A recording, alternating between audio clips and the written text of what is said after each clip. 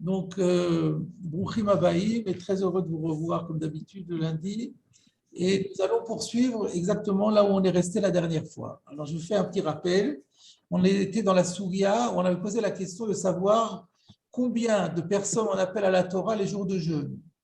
Et on a répondu que on a trouvé une braïta qui expliquait que il y avait 3 appelés les jours de jeûne contre 4 appelés à Rosh Chodesh et Chol HaMoed. Et pourquoi cette différence? La braïta avait dit parce que la règle est que si le fait de rajouter un appelé à la Torah, ça entraîne une perte de travail, bitul melacha, ça empêche les gens de, ça prend sur le temps de travail des gens, alors on ne le fait pas. Donc, comme les jours de jeûne, on peut travailler, donc rajouter un appelé, même si ce n'est pas très long, c'est pris sur le temps de travail. Les Chachamim ont eu pitié et ils ont dispensé.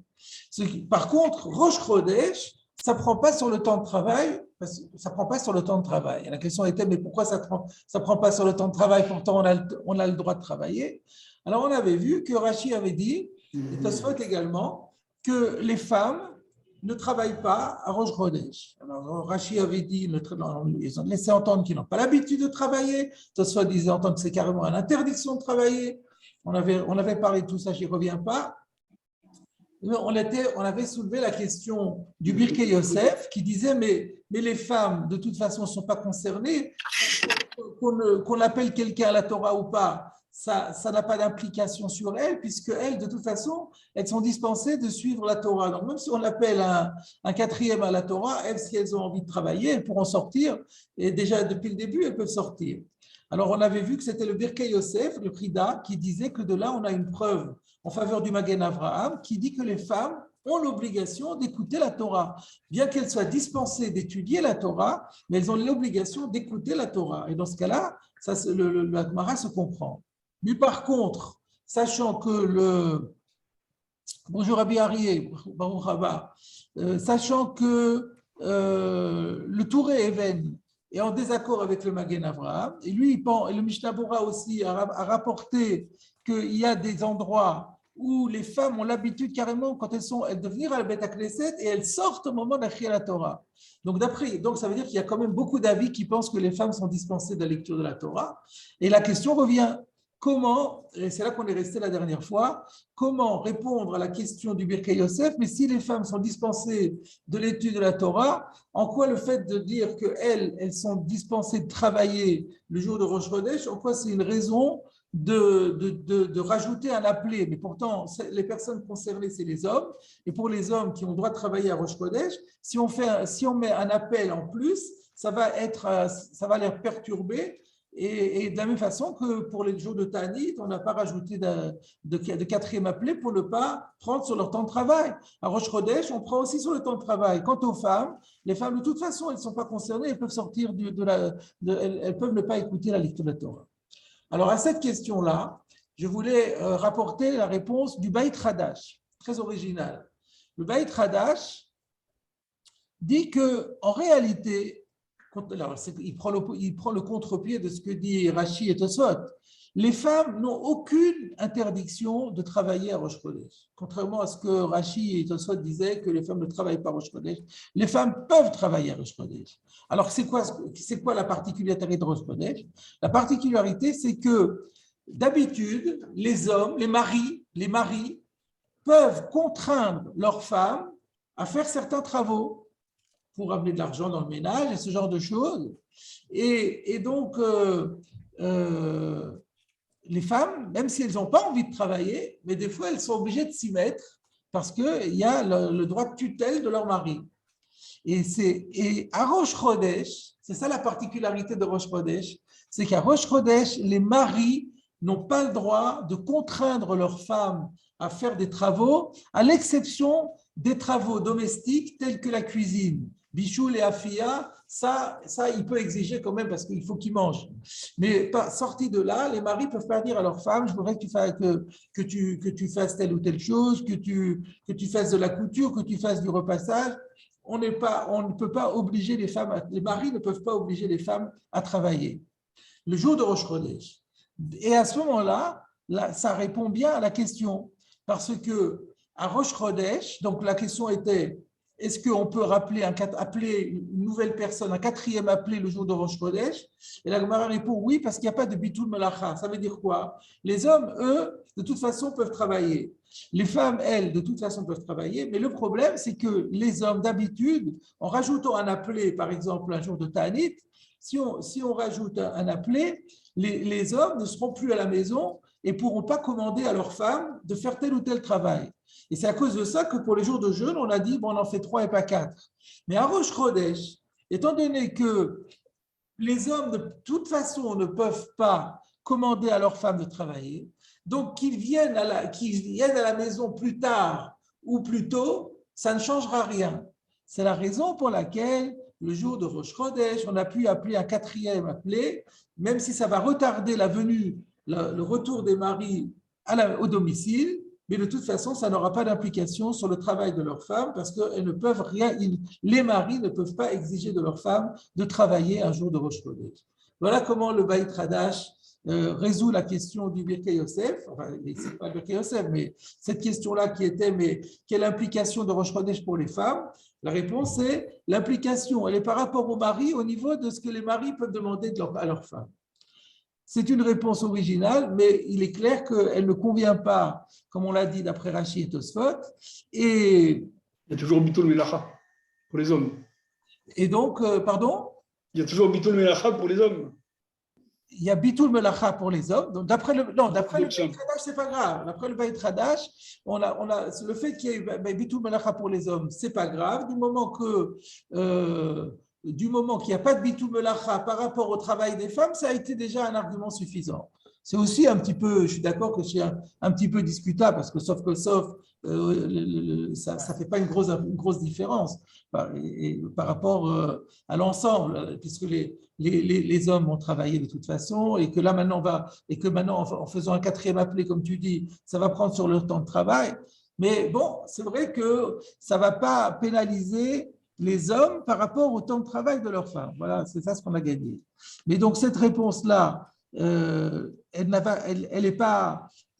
pas acceptable d'après Rashi et Tosfot, et de manière plus générale, le Mishnah Bora, le Biur Halacha rapporte que le Rov HaPoskim ne sont pas d'accord avec le Beit Hadash et pensent qu'il y a mitzvah à la Nashim l'hymno à Rosh Chodesh, on en parlera tout à l'heure. La plupart des décisionnaires disent que c'est pas juste une défense faite aux maris d'imposer à leurs femmes de travailler, mais c'est une défense faite aux femmes de travailler. Et donc, si c'est uniquement ça et que les hommes ne sont pas concernés, revient à la question, mais alors de toute façon, puisque les femmes n'écoutent pas la Torah, donc qu'est-ce que ça change qu'on appelle 4 ou qu'on appelle 3? Donc, la question revient et je voulais proposer une réponse personnelle qui va dans le sens d'ailleurs de ce qui a été déjà proposé par l'un d'entre vous, je crois que c'était Meir la dernière fois, c'est de dire la chose suivante. Je reprends un instant, j'essaie de retrouver.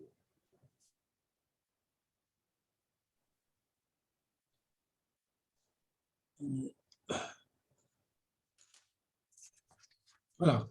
Alors, ce que je voulais proposer de dire, c'est que le fait qu'à Rosh Chodesh, les femmes n'ont pas le droit de travailler, va avoir des implications pour les maris aussi. Et vont faire en sorte que les maris vont travailler moins. Alors, comment on peut expliquer ça? Ah oui, d'abord, pour justifier ça, je voudrais revenir à Rashi. Parce que si on relit le Rashi, qu'est-ce que Rashi avait dit? Il avait dit Rashi Chodashim en bo bitul melacha kolkach she'en anashim osot melacha ba'en. Il n'y a pas tellement de bitul melacha dans la mesure où les femmes ne travaillent pas. Quand on lit ça, on se dit mais les hommes travaillent. Donc, il y a quand même énormément de bitul melacha. Comment Rashi peut dire en bo bitul melacha kolkar par le fait que les femmes ne travaillent pas et les hommes? C'est un peu difficile déjà quand on l'a lu. En plus de ça, Rashi avait rapporté une preuve de Shmuel Aleph avec David et Jonathan qui ont dit que Rosh Chodesh, ce n'est pas Yom HaMaaseh. Erev Rosh Chodesh, c'est Yom HaMaaseh. Et Rosh Chodesh, ce n'est pas Yom HaMaaseh. De là, on apprend qu'à Rosh Chodesh, on ne travaille pas. Mais là-bas, qui est-ce qui parle? C'est David et Jonathan. David et Jonathan, c'est des hommes. Donc, pour eux, Rosh Chodesh s'appelle Yom HaMaaseh. Alors, comment ils peuvent dire que ce n'est pas Yom HaMaaseh? Donc, ces deux arguments cumulés montrent bien que lorsque Rashi a dit que En bo bitul melacha kolkar, ce n'est pas pour les femmes, c'est pour les hommes. Alors, comment comprendre cela? Il faut comprendre le Rashi ainsi. En bo bitul melacha kolkar la anashim, mipnei she'en hanashim osot melacha. C'est-à-dire qu'il y a une sorte de vase communicant, il y a un lien entre les deux. Par le fait que les femmes, elles, ne travaillent pas du tout, ça va entraîner qu'il n'y a pas autant de perte de travail pour les hommes parce que les hommes aussi vont travailler moins. Alors, il faut juste trouver une svara pour expliquer en quoi le fait que les femmes ne travaillent pas du tout, ça va entraîner que les hommes aussi vont travailler moins. Alors, on peut dire différentes choses. On peut dire que quand les hommes savent que leurs femmes vont rester à la maison et qu'elles ne vont pas travailler aujourd'hui, c'est une occasion pour le couple de se retrouver. Donc le mari peut dire à sa femme, ah, tu ne vas pas au travail aujourd'hui? Bon, alors moi non plus, je ne vais pas aller au travail et on va profiter pour faire quelque chose ensemble. Donc le fait que la femme ne travaille pas, enfin on voit ça dans la vie de tous les jours, c'est le fait qu'un des membres du couple ne travaille pas peut justifier que l'autre membre aussi se dise, eh ben, je vais faire, on va saisir l'occasion et on va faire ensemble quelque chose soit qu'on avait une démarche à faire ensemble. Alors donc, toi, tu es déjà libre, moi, je vais me libérer aussi. Ou alors, comme je disais, c'est pour les divertissements, pour les loisirs. Ou alors, on peut dire, et ça c'est ce que Meir avait dit, je crois, la semaine dernière, c'est qu'au niveau pratique même, parfois le mari et la femme, ou disons plus exactement, les hommes et les femmes travaillent ensemble. Aujourd'hui, vous avez des usines où il y a autant de femmes qui travaillent que les hommes, des usines ou des bureaux. Et tout ça, ça forme une chaîne. Imaginez qu'on dise un jour de semaine, on dise aujourd'hui les femmes ne travaillent pas. Ben, toute la chaîne va être bloquée parce qu'il y a des postes entiers qui ne vont pas être occupés. Donc le simple fait de paralyser le travail des femmes va automatiquement avoir des retentissements sur le travail des hommes. Et c'est pour ça que Rachid dit, bon, bien sûr, il y a des hommes qui vont pouvoir encore quand même continuer à travailler, mais ça relativise beaucoup la perte de temps de travail parce que beaucoup d'hommes vont de toute façon soit arrêter volontairement, soit être contraints d'arrêter leurs occupations professionnelles par le fait que les femmes, elles, ne travaillent pas. Voilà ce que je voulais proposer donc, comme nouvelle lecture de cette Gemara.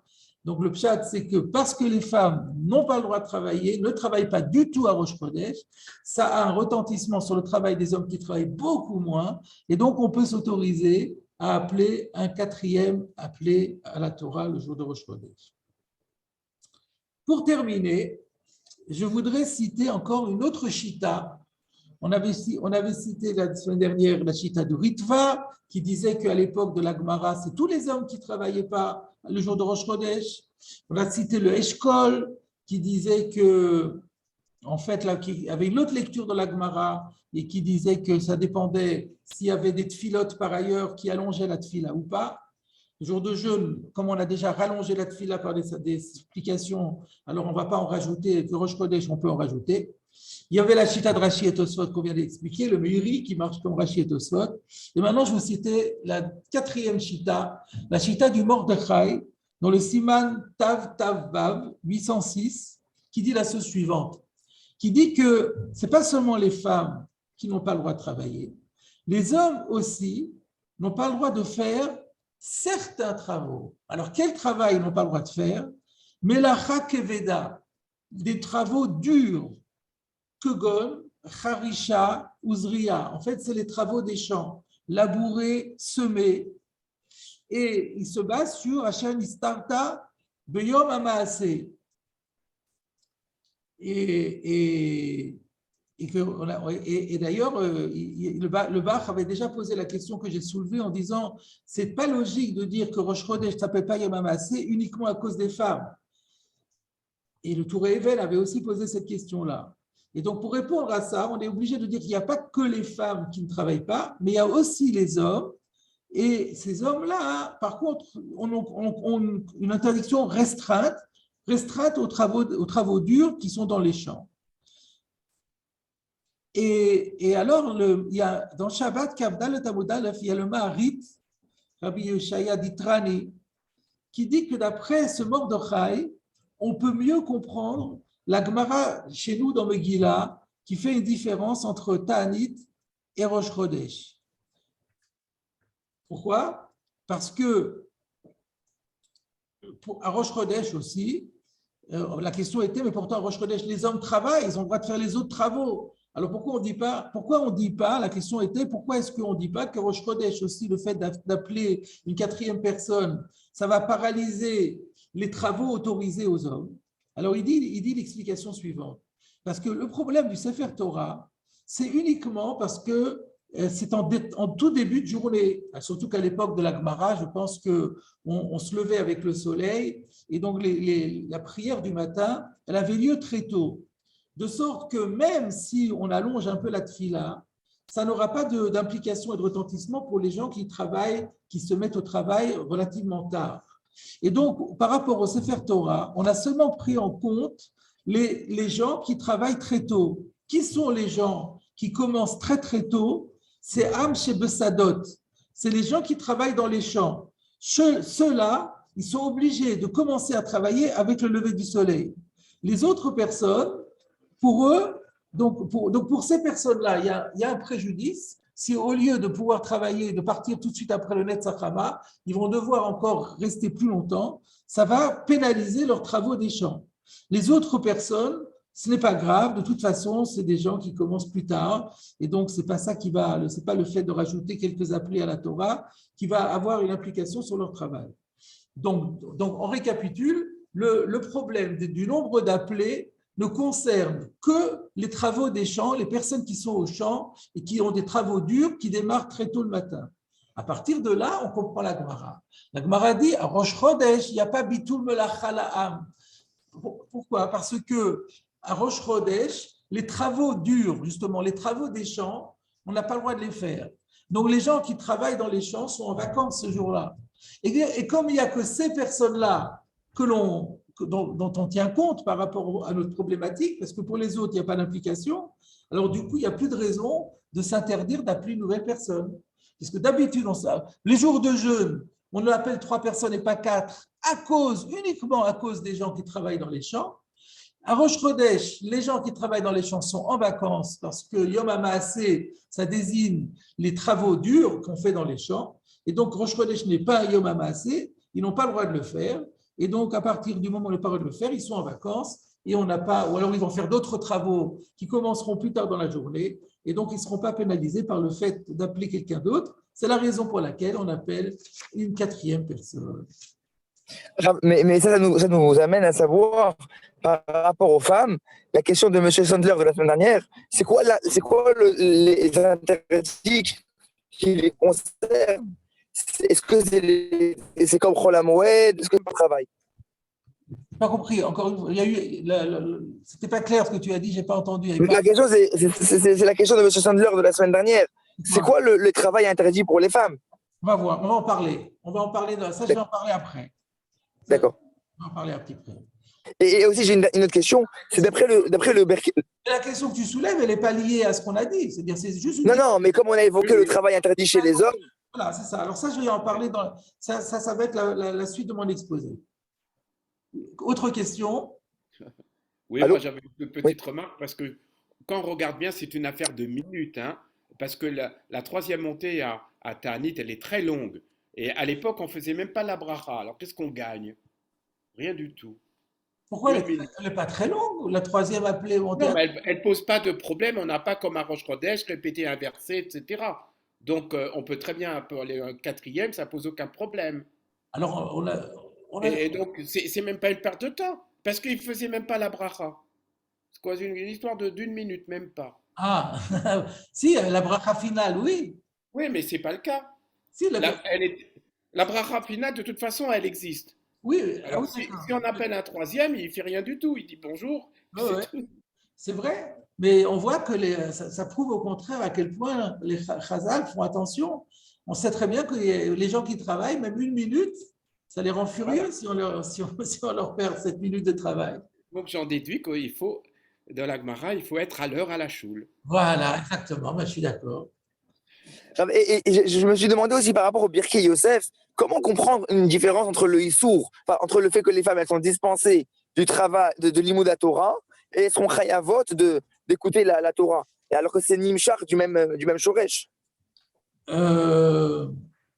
Nimshar du même Shoresh. Les Chachamim, ils ont institué Kriyat Torah pour pas rester 3 jours sans Torah, parce que c'est mitzad le chiyuv d'étudier. Oui, oui, oui. Ça voudrait dire que, enfin, d'abord, on peut répondre de deux façons à ta question. On peut dire, tu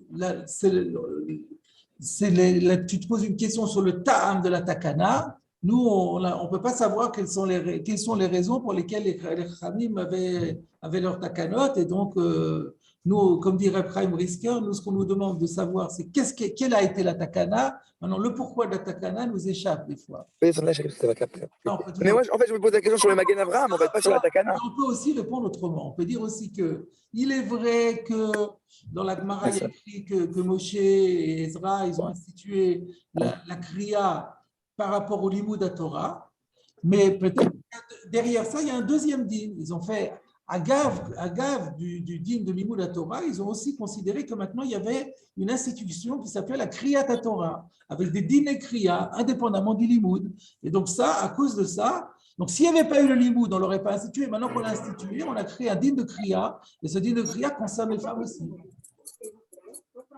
Ça peut être ça, ou maintenant, cela dit, comme j'ai dit avant, on peut trouver, si on veut, si on se creuse la tête, on peut trouver toutes sortes d'explications. Parce que, par exemple, ça me vient, comme ça, je donne un exemple simplement. On sait très bien que les femmes sont pas tours de l'imoud à Torah, sauf pour les dynimes qui les concernent. Alors, n'est-ce pas, les dynimes qui les concernent, elles ont l'obligation d'étudier. Alors, peut-être pour marquer cette idée qu'elles ont aussi, qu'elles ne croient pas qu'elles sont dispensées en tout et pour tout, alors on l'a dit, on va leur imposer la Torah. Ça peut être une explication d'une raison qui a inspiré Khazal. Alors, je continue mon exposé. Monsieur le rabbin, j'ai une petite question. Ouais. Oui. Pourquoi on a donc dispensé, on va dire, les hommes de travaux durs à Roche-Rodèche, c'est-à-dire le travaux des champs? Et j'aurais dit que ça aurait été peut-être plus justifié le jour de jeûne, où justement ils sont affaiblis, ils sont diminués. Pourquoi plus à Roche-Rodèche que le jour de jeûne? Ce n'est pas du tout la même approche. Si on les avait dispensés pour les jours de jeûne, c'est par confort personnel. On n'a pas besoin de les dispenser. Si eux, ils décident que c'est trop dur pour eux et qu'ils ne veulent pas, on n'a pas besoin de les dispenser. C'est eux qui ils peuvent s'auto-dispenser. Rosh Chodesh, ce n'est pas une dispense, c'est une interdiction. Ce n'est pas pareil. On a interdit de travailler. Et pourquoi on a interdit de travailler? Parce que Rosh Chodesh est appelé Moed. Un peu comme Chol HaMoed, c'est moins Moed que Chol HaMoed, mais c'est un peu Moed aussi. Il y a une connotation un peu de fête. Une connotation de fête. Et pour marquer la solennité, alors on n'a pas voulu interdire tous les travaux, mais ce qui est le plus contradictoire avec un jour de fête, c'est un travail dur. Alors les travaux qui sont par excellence des travaux durs, on a dit ceux-là, ils sont incompatibles avec la sainteté du jour. Très bien, très bien. Alors, je voulais encore maintenant vous donner une cinquième explication. Jusqu'à présent, j'ai cité les Rishonim, donc c'était finalement une grosse question de comprendre qu'est-ce que la Gemara veut dire en disant que Rosh Chodesh, il n'y a pas bitul melacha la'am. Et donc, je voulais vous citer pour finir l'explication proposée par le Touré Even, qui donne une explication personnelle. donc la question est de savoir pourquoi est-ce que on dit qu'à Rosh Chodesh, pour les hommes, il n'y a pas de bitul melacha, ce qui sous-entend que les hommes n'ont pas le droit de travailler de toute façon. Or, ce n'est pas vrai, les hommes travaillent. Le Touré Even propose de dire qu'à l'époque du Beth Amikdash, il y avait une défense formelle pour les hommes de travailler. Pour quelle raison? Parce qu'on offrait un sacrifice, c'est le sacrifice de Moussaf, au nom de tout Israël. Et il y a une règle qu'un sacrifice public, un sacrifice communautaire, le jour où on offre un sacrifice au nom de toute la communauté, eh bien, on n'a pas le droit de travailler. Donc, puisqu'on offrait un Korban Moussaf Tzibour à Rosh Chodesh, ça interdisait à tous les hommes de travailler. Un peu comme on voit, pourquoi est-ce jusqu'aujourd'hui on ne travaille pas la veille de Pessah à partir de Chatzot? Parce qu'à partir de Chatzot, on pouvait offrir le Korban Pessah, et le Korban Pessah avait un digne de Korban Tzibour, bien que c'était chaque individu qui l'apportait, et à ce titre, on n'avait pas le droit de travailler. Donc à l'époque du Beth Amikdash, la réponse de la Gemara marche très bien. À l'époque du Beth Amikdash, on a pu effectivement rajouter un 4e olé, parce qu'il n'y avait pas de bitul melacha, ça n'entraînait pas une perte du temps de travail, puisqu'on n'avait pas le droit de travailler à cause du Korban Moussaf. Maintenant, la question est, oui, mais c'est fini ça. Le Bismanazé, il n'y a plus Beth Amikdash, et c'est la raison pour laquelle on n'offre plus de Korban Moussaf, et c'est la raison pour laquelle aujourd'hui les hommes travaillent. C'est vrai, mais donc aujourd'hui, il y a bitul melacha. Mais malgré tout, Takana Rishona, Lozaza Bimkoma. Mais la Takana, on n'a pas voulu la changer. Donc, d'après le Tour Even, lorsque la Gemara dit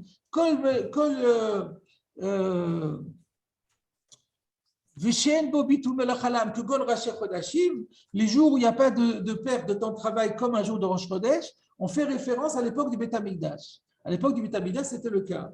Et ensuite, on n'a pas voulu modifier la règle qui avait été faite, d'appeler un 4e appelé. On n'a pas voulu modifier le nombre d'appelés, et donc c'est resté comme ça. Donc c'est à cause de ce qui avait lieu à l'époque du Beth Amikdash.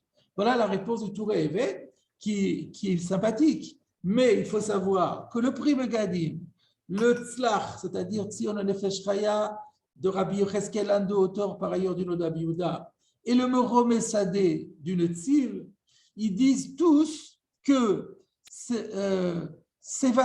la défense de travailler vaut que pour un Korban Yachid. C'est-à-dire que si un Yachid offre un sacrifice privé, c'est vrai que ce Yachid, mais lui et uniquement lui, n'a pas le droit de travailler le jour où il a porté un Korban. Mais par contre, un Korban Tzibour, et donc en fait, si à Pessah, c'est vrai que les gens travaillent, personne ne travaillait, mais c'est parce que tout le monde apportait un Korban Pessah. Alors, quand chaque personne qui apporte un Korban Pessah, chaque personne qui apporte un Korban, le jour du Korban, il n'a pas le droit de travailler. Mais si c'est un Korban Tzibour, alors, dans ce cas-là, on est autorisé de travailler. Et la meilleure preuve, c'est que dans le Korban Tamid, voilà. le Korban Tamid, on travaille. Et pourtant, c'est un Korban Tzibour. Donc, on voit bien que le Korban Tzibour n'interdit pas de travailler. Alors, en vérité, ça, ce n'est pas une preuve absolue. Le Touré Even le savait, ça. Tamid, c'est tous les jours. Le Touré Even avait contourné cette difficulté du Korban Tamid en rapportant à Yerushalmi dans Psachim, qui dit que la raison pour laquelle on travaille tous les jours, malgré le Korban Tamid, parce qu'on déduit ça d'un verset. Il est dit, Vasafta et de Ganecha. On dit tous les jours dans le Kriyat Shema, tu récolteras ton blé. Si on disait qu'on n'avait pas le droit de travailler, on n'aurait pas le droit de récolter le blé.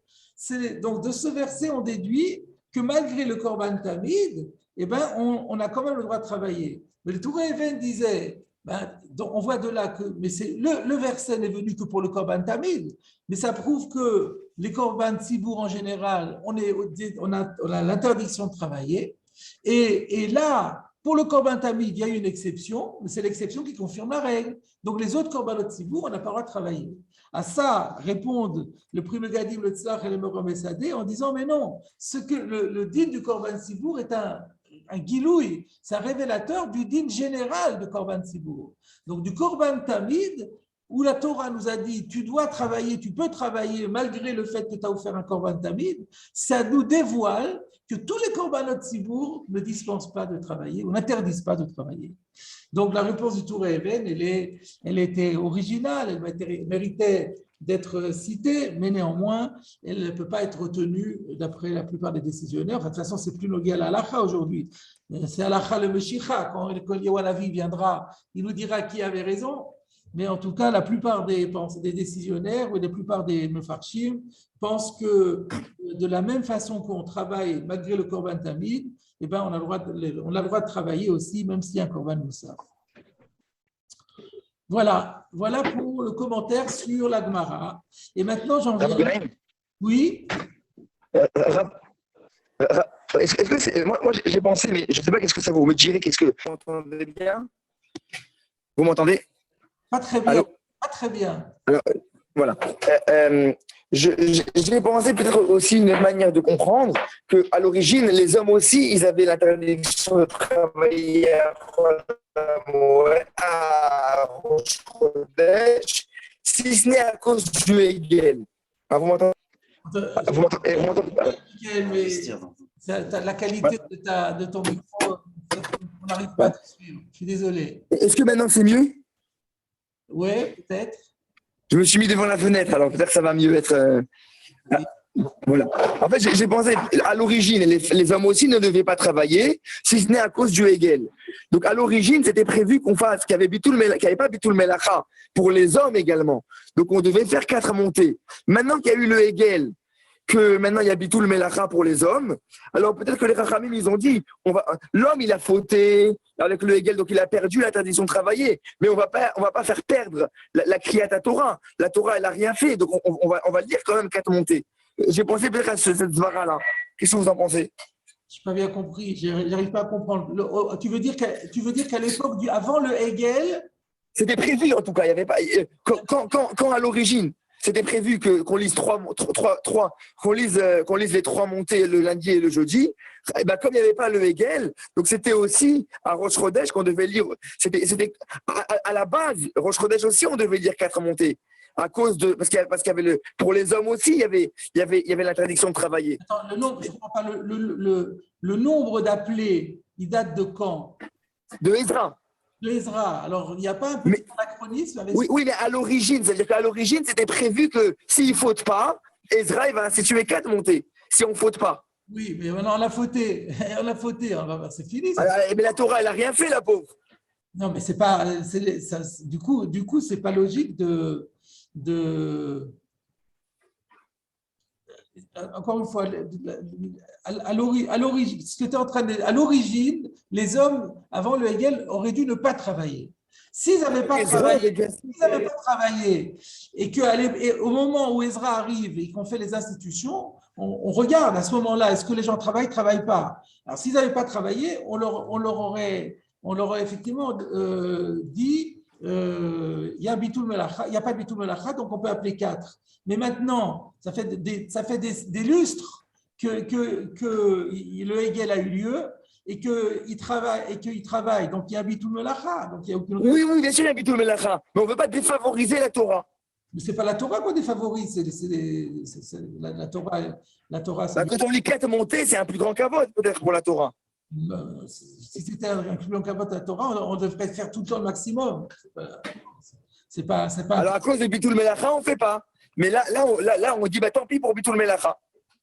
Moi, ça ne me paraît pas du tout logique. Ça me paraît pas logique, étant donné que le critère, c'est Bitoul Melacha effectif. C'est pas on regarde le kavod qu'il y a derrière ça. Non, c'est purement pratique. Nous, on voudrait on voudrait rajouter 4, pas par égard à la Torah, mais parce que c'est Rosh Chodesh, pour faire kavod à Rosh Chodesh, on voudrait en mettre 4, mais maintenant que ça va pénaliser les gens, parce que les pauvres, ils travaillent maintenant, alors on ne le fait pas. Nous les Chachamim, Torah Chassam Amonam chez Israël, c'est tout. J'entends très bien. Hein. Donc, en fait, ma svara, elle est. Tiens pas. Oui, mais en plus on l'a pas dit qu'on punit les hommes, on dit on récompense les femmes. On ne dit pas que c'est une punition pour les hommes. Si, on a dit on a enlevé des hommes. On récompense les femmes. On récompense les femmes.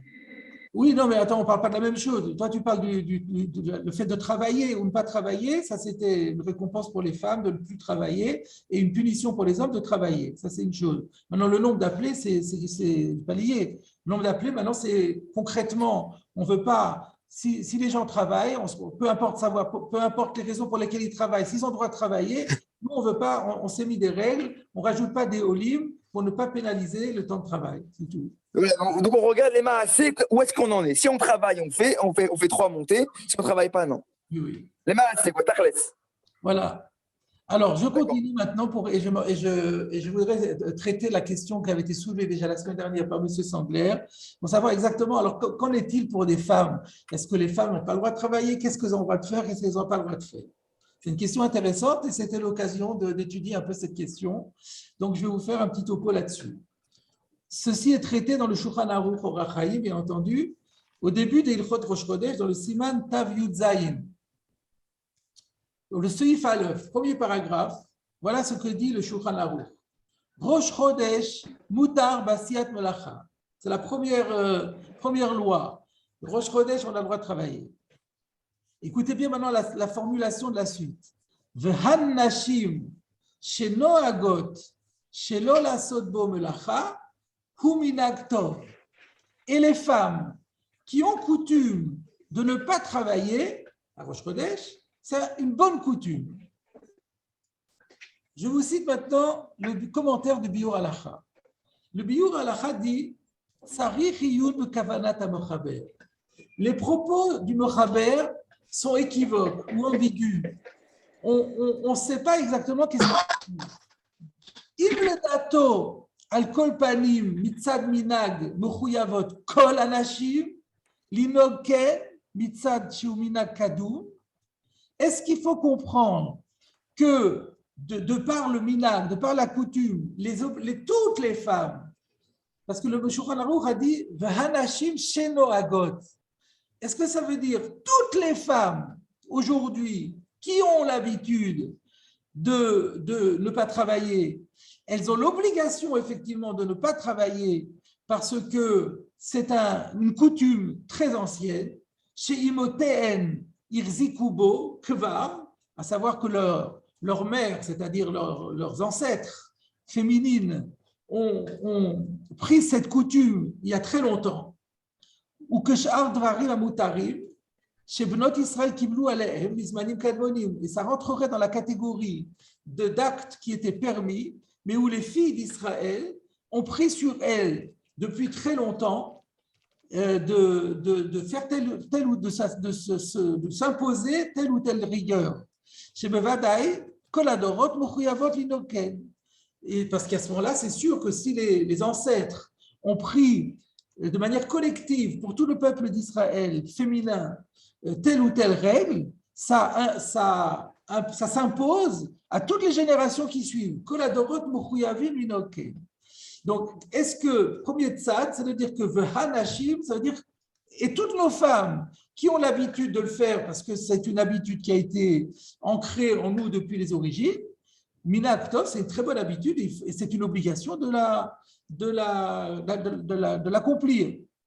Ça, c'est une lecture possible. Ou alors, Kavanato Rak Lomar, peut-être que son intention est seulement de dire de Isha chez Noeget Ken ou Minag Tov, que une femme, s'il y a certaines femmes qui ont l'habitude de faire ça, c'est très très bien, c'est à encourager. Aval le Khatrila,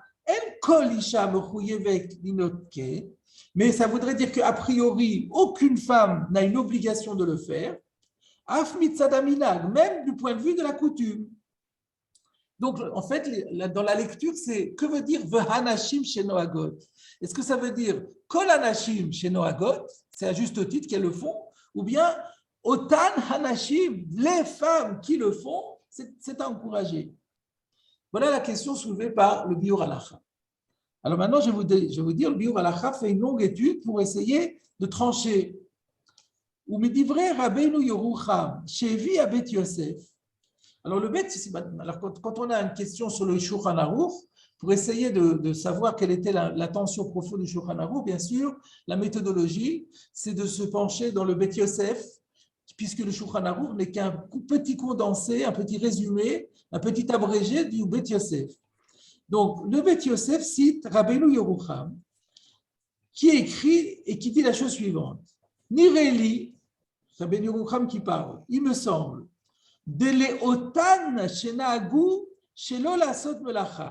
que les femmes, ces femmes-là, je n'ai entendu pas toutes, mais les femmes qui ont pris l'habitude de ne pas travailler,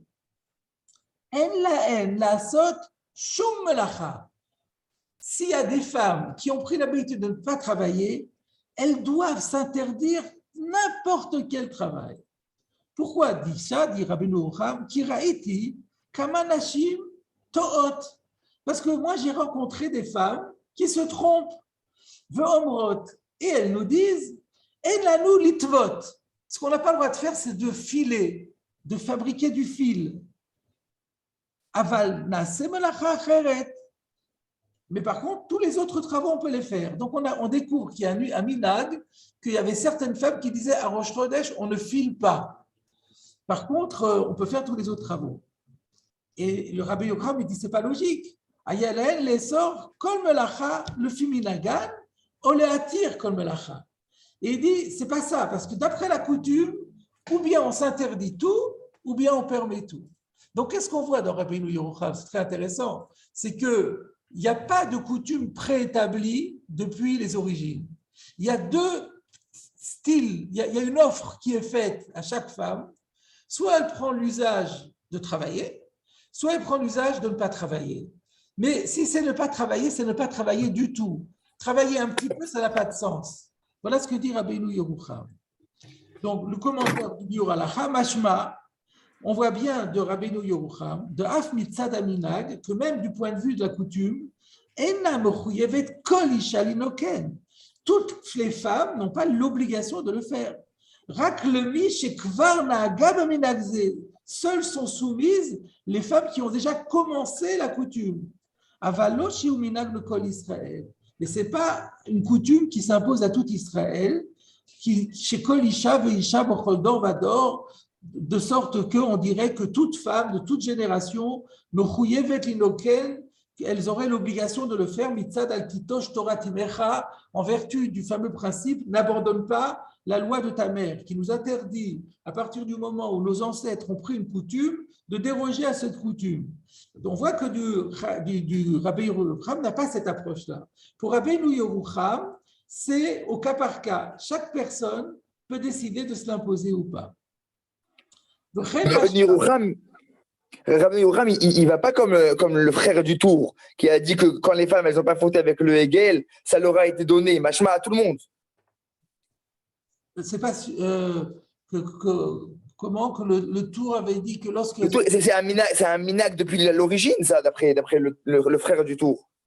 D'après le frère du Tour, c'était un minag ou c'était un din? Je me rappelle. Peut-être même un din, d'ailleurs. Un din, c'était un din. D'après le Tour, je pense que c'est un din. Donc là, on va d'après l'autre, effectivement, ce n'est pas comme le Tour. D'accord. C'est aussi ce qui ressort du Magen Avraham, du Shem Bet Yosef ou Share Poskim, qui d'ailleurs dit au nom du Bet Yosef et d'autres décisionnaires de Benaché Didan à Davar Taloui, que c'est nos femmes qui décident. Donc chaque personne est libre de décider comme elles veulent. Voilà, donc première conclusion du Biur Halacha, c'est que Rabbeinu Yerucham pense que c'est les femmes qui décident, chaque femme décide. Le Magen Avraham semble aller dans ce sens-là aussi. Maintenant, le Biur Halacha dit, qu'en est-il au niveau de la Halacha? Il y en a de Béhémet, en vérité. Même si on admet, comme on l'a fait, que la position de Rabbi Yocham, c'est qu'on peut être coulant dans le sens qu'on n'est pas obligé d'interdire à tout le monde de travailler. Mikol Makom, en le hakel. Mais néanmoins, à la Chalemassé, on ne peut pas permettre à toutes les femmes de travailler. Qui merov à poskim, à rishonim, car de la plupart des décisionnaires du Moyen-Âge, les rishonim, mashma she'en adavar talui klal ben shedidan. Il ressort au contraire que ça ne dépend absolument pas de nos femmes qui peuvent décider chacune ce qu'elles veulent. Et la metzuvot ve'omdot en meimotehem midorot kudumim.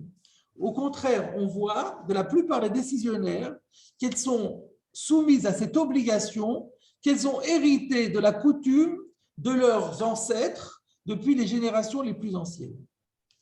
Ayen Beshibole Leket, donc il cite maintenant quelques auteurs. Le Shibole Leket, Shekatav, Sheare Kavou le Chok Mimot Moshe Rabbeinu, qui dit que ça a été fixé comme une loi à l'époque de Moshe Rabbeinu. Ça peut aller comme le tour, ça. V'chen da'at ha-rokeach, c'est aussi la vie du rokeach. V'chen da'at ha-abudraham. V'chen mashma b'sefer ha-manig. V'chen muchar da'at Rashi v'tosfot b'Megillah ou b'sharei mekomot. C'est ce que nous avons dit, nous aussi. C'est ce qui ressort de l'opinion de Rashi et de Tosfot dans Megillah, avec la petite nuance que nous avions dit, que d'après Rashi, c'est une coutume qui est devenue obligatoire, qui s'impose comme une coutume, et par contre, d'après Tosfot, on a l'impression que c'est une obligation stricte qui a été faite par les Chachamim, et qui va que dans le sens du tour. V'gam l'Imagen Avraham Sifkatan Gimel, et même le Magen Avraham qu'on avait décidé, qui disait que ça dépend de nos femmes, en stira, faites bien attention, il n'y a pas réellement de contradiction avec cela. Pourquoi? De afle d'ivreinu, parce que même si on dit comme nous l'avons dit, chez kol isha tzricha lekabel alea minagze, que toutes les femmes ont l'obligation de prendre sur elles cette interdiction de travailler, haynu de eina resha'a al kol panim la sot yomze kechol mamash. En fait, il faut affiner. C'est quoi la défense qui a été initiée par la coutume? C'est que elle n'a pas le droit de faire, les femmes, aucune des femmes n'a le droit de transformer ce jour de Rosh Chodesh en jour non férié à part entière, comme un jour de semaine totale.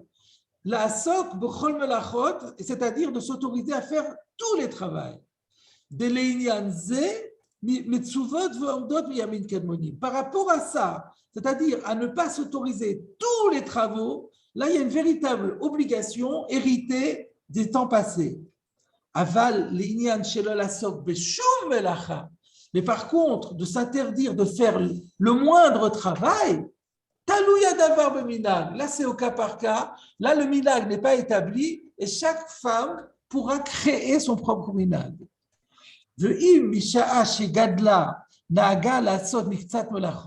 Si à partir du moment où la fille est devenue bat mitzvah, elle a pris l'habitude, Rosh Chodesh, de faire certains travaux, elle les sort aléa. On n'a plus besoin de lui interdire. Parce que là-dessus, elle n'a pas d'obligation. Chez Bezé, lo aya me'olam minhag shave lochol Israël. Parce que sur ce point-là, il n'y a pas une coutume homogène établie de façon égale et partagée par tout Israël. Donc, comme il est cholek sur Rabbeinu Yerucham. Donc, il est cholek clairement sur Rabbeinu Yerucham. Ouais. Et donc, ce qu'il dit, alors, il est cholek sur deux choses. C'est intéressant. Il y a deux points de divergence avec Rabbeinu Yerucham. La première, c'est que pour Rabbeinu Yerucham, il n'y a aucune obligation qui s'impose à aucune femme. Et là, ce n'est pas vrai. Toutes les femmes sont concernées. Et la deuxième divergence, c'est que pour Rabbeinu Yerucham, c'est ou tout ou rien. Et lui, il dit, mais pas du tout. L'obligation, c'est à minima. C'est-à-dire, il y a un travail qu'il faut faire. Pour ne pas faire de ce jour Non, qu'il ne faut pas faire, pardon. Il y a un travail qu'il faut s'abstenir de faire pour marquer le fait que ce jour est un jour un peu faste. Mais pour autant, c'est à géométrie variable, chacun peut décider du spectre de travaux qu'il veut faire ou qu'il ne veut pas faire. Alors, je me suis un peu étonné. Le Shulchan Aruch, le Biur Halacha, il n'a pas essayé de trancher la position du Beth Yosef. C'est-à-dire, il laisse entendre que Rabbeinu Yerucham, sa position est claire, mais le Beth Yosef, lui, on ne peut pas savoir. Alors, je t'ai posé la question, mais pourtant, le Beth Yosef, il a bien rapporté Rabbeinu Yerucham. Donc, c'est machma qu'il a adhéré à Rabbeinu Yerucham. La réponse est, mais parce qu'après avoir cité Rabbeinu Yerucham, le Beth Yosef continue encore. Et voilà ce qu'il dit. Va'ani raïti, là c'est le Beth Yosef qui parle. Va'ani raïti nashim noagot shelo lasot melacha leistaker et la tofrot bigdei klei habayit. Alors, nouvelle distinction. Le Beth Yosef atteste avoir rencontré des femmes dont la coutume est de ne pas faire de travail rémunéré, de ne pas aller auprès d'un employeur pour se faire rémunérer pour un travail. Mais par contre, elles ont l'habitude à domicile de faire de la couture. Quand les vêtements, les enfants ont fait un trou dans le pantalon, il faut faire des reprises, elles le font à Rosh Chodesh. Alors, qu'est-ce qu'il dit le Beth Yosef par rapport à ça? Venirez chez Gamze en la asot. Il dit, c'est pas bien de faire ça. Chez Meachar, chez Naagu, chez Lol asot melacha. Parce qu'à partir du moment où elles ont pris l'usage de ne faire aucun travail, de ne pas faire de travail, Srichot lizaer, mila sod bo, klal. Elles doivent prendre l'habitude et faire attention à ne faire aucun travail. Ve'efshar, de meikara rekiblu alayu, le shanoto michol mamash, velo leesor beblacha shel osot lisaker. Et puis après, donc d'abord au début, ils disent c'est pas bien, puisque d'après la logique de Rabbeinu Yerucham, c'est ou tout ou rien. Et ensuite, il dit, mais c'est possible après tout, que à l'origine, Meikara, quand les femmes ont pris sur elles, elles ont pris sur elles le shanoto mechol mamash, de faire de Rosh Chodesh un jour différent d'un jour profane à part entière. Velo lesor de melachot chez en osot listaker. Mais par exemple, elles ne se sont pas interdits les travaux pour lesquels on ne se fait pas payer. Donc, on voit de cette expression efshar que le Beth Yosef envisageait d'être en désaccord avec Rabbeinu Yerucham, c'est-à-dire de dire que c'est pas du tout ou rien. Et donc, du coup, il y a une ambiguïté dans la position du Beth Yosef. On peut comprendre qu'il est en désaccord avec Rabbeinu Yerucham sur un des deux points.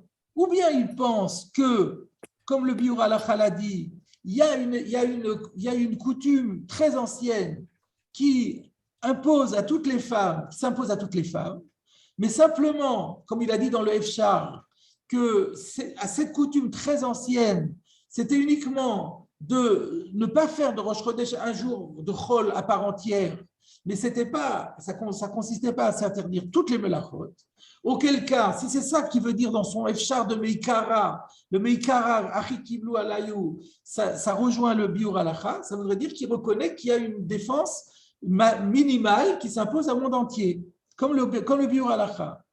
Ou alors, on peut interpréter son Efshar en disant qu'il est d'accord avec Rabbeinu Yerucham que c'est seulement les femmes qui s'engagent à la coutume qui sont chayavot et qu'il n'y a pas de minag kadoum, mais simplement il dit que le minag que les femmes peuvent prendre, c'est pas, comme disait Rabbeinu Yerucham, ou tout ou rien. À partir du moment où c'est les femmes qui le prennent, on peut décider les travaux qu'on veut faire et les travaux qu'on ne veut pas faire. Donc, quand on lit le Beth Yosef, on voit qu'il y a un désaccord avec Rabbeinu Yerucham, mais on ne sait pas sur quel point. Et donc, finalement, l'ambiguïté soulevée par le Mishnah Berurah, par le Biur Halacha sur le Beth Yosef reste entier et on ne sait pas quelle était la position du Beth Yosef. Mais en tout cas, au niveau Halacha le Maaseh, la position du Mishnah Berurah, c'est qu'il y a une obligation qui s'impose à tout le monde de ne pas faire Rosh Chodesh, de ne pas faire de Rosh Chodesh un jour à Chol à part entière. Mais après, c'est vraiment à géométrie variable et on peut définir ce qu'on ne fait pas et ce qu'on fait. Pour conclure… Par rapport à ce point-là, J'en ai vraiment pour 2 minutes, je termine avec le Roma. Je ne sais pas si c'était le Roma. Le Roma continue, il dit ainsi, il n'est pas cholèque, il poursuit le Beth Yosef. Et il dit, Ve'im aminag lasot miktsat melachot, ve'lo lasot ktsatan, azlinan batar aminag Beth Yosef. Donc, si la coutume est de faire certains travaux et de ne pas faire certains autres, on doit suivre cette coutume. Et il met comme source Beth Yosef. Donc, ça aussi, ça peut se comprendre des deux façons qu'on a déjà dit. Et donc, au niveau, en tout cas, ce qui va ressortir au niveau de la halakha, c'est que toute femme, si elle a un minag dans sa famille, elle doit suivre le minag de sa famille. Mais une chose reste acquise d'après la halakha, c'est qu'il y a une obligation à réserver quelque chose qu'on s'interdit de faire à Rosh Chodesh et de ne pas faire de Rosh Chodesh un jour de Chol, comme l'a dit le Biur Halakha d'après le Rova Poskim. Alors par exemple, moi dans ma famille, on disait que les femmes ne font pas de couture à Rosh Chodesh. Il suffit de s'imposer ça, donc Rosh Chodesh n'est pas un jour comme les autres. Cela dit, aujourd'hui il y a beaucoup de femmes qui ne savent même plus coudre, donc pour elles c'est théorique. Mais cette théorie suffit pour créer de Rosh Chodesh un jour un peu relevé par rapport à un jour relevé par rapport à un jour de semaine. Voilà, je vais mettre fin à l'enregistrement.